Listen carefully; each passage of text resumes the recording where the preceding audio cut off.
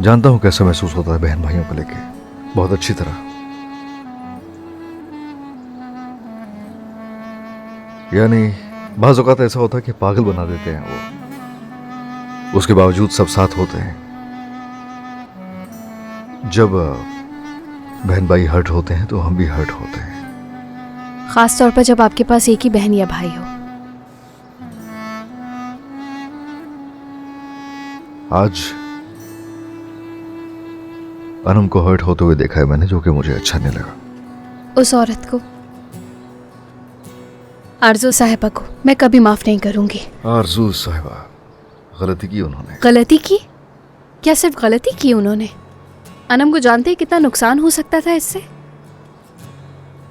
मुझे तो ये समझ नहीं आता कि किसी पर इल्जाम लगाना इतना आसान होता है क्या? नहीं, ऐसा बिल्कुल नहीं है, लेकिन हमारे बस में नहीं होता। रिश्तेदार ऐसे ही होते हैं, सब हमारी मर्जी के मुताबिक नहीं चलते। हम बदल नहीं सकते। अपनी मॉम को क्या तुम बदल सकती हो?